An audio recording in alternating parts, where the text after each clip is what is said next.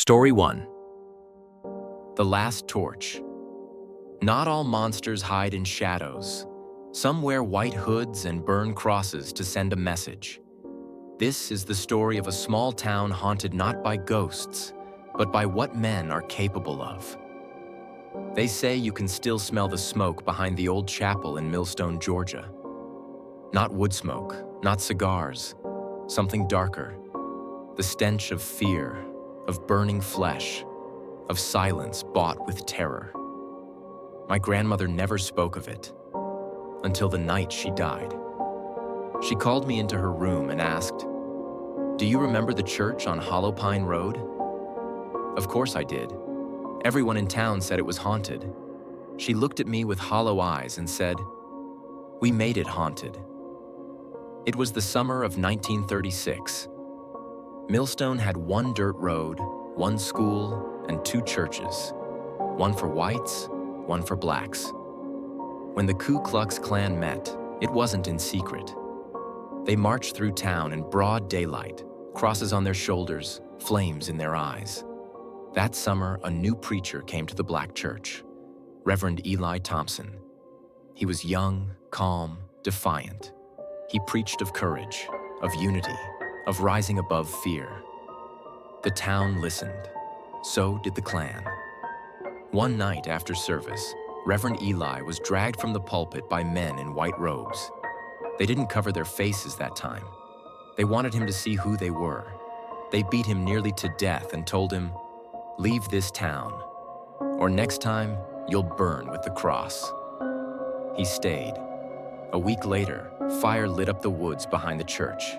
They tied Eli to a post next to a giant wooden cross, soaked in kerosene. They set it ablaze. Witnesses said he didn't scream.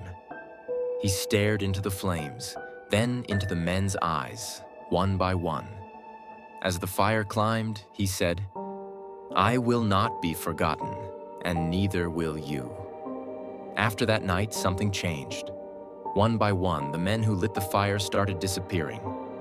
No noise, no struggle, just gone. Some say the wind carried voices through the woods. Others heard church bells at midnight, bells that hadn't rung since the fire. Thomas Rayburn, the town's butcher, and the man who struck the match, was the last one left. He was found a year later, tied to the same post in the forest. His mouth was filled with ash. His eyes were open, still. The forest behind Hollow Pine Church is quiet now. Too quiet. No one goes there anymore. But if you drive by on a humid summer night, you might see flickers of fire between the trees. White robes, still as statues, watching, waiting. And if you roll down your window, you may hear the bells, ringing for those who burned and for those who watched and said nothing. Story 2. The Hanging Tree. Oak Hollow, Mississippi doesn't show up on most maps anymore. A few scattered houses, one gas station, and a dead stretch of road lined with crooked oak trees, their branches twisting like broken fingers. But once, Oak Hollow was known for one thing: justice, or what they called justice. In the 1920s, the town was run by a local judge named Marion Griggs, a proud member of the Ku Klux Klan. By day, he held court. By night, he wore the hood. If a black man was accused of anything, the verdict was decided before sunrise. And the sentence was always the same. They called it taking a walk to the oak. There was one tree in particular, bigger, older than the rest. It stood alone on a hill behind the courthouse, its bark blackened and scarred. That's where they tied the ropes. That's where they hung the bodies. No trials, no names carved. Just silence and rope. Until one night something changed. A man named Elijah Barrett had been accused of looking the wrong way at a white woman. The Klan dragged him from his home, tied him to the tree, and left his body swinging in the wind. But the next morning, his body was gone.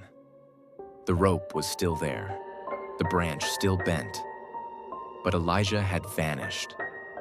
At first, The clan thought someone had cut him down, but then they started hearing things.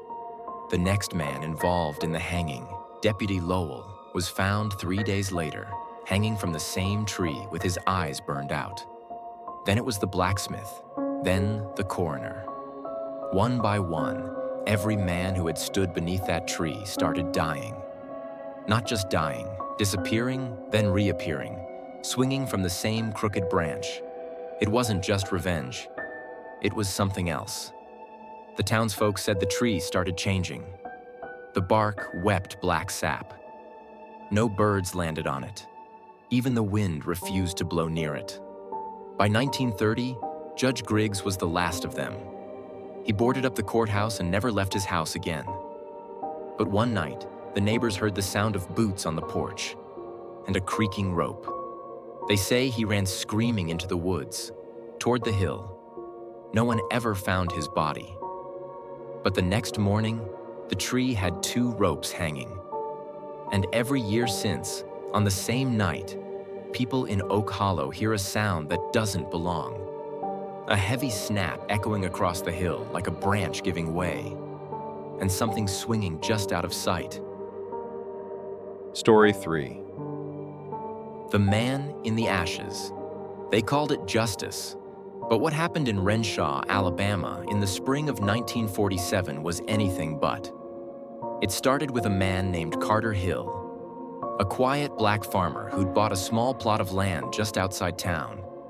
He was a widower, kept to himself, grew corn, raised chickens, never caused trouble. But that was the problem. See, Carter had something the white men in town didn't like: ownership. He bought land they thought shouldn't belong to someone like him.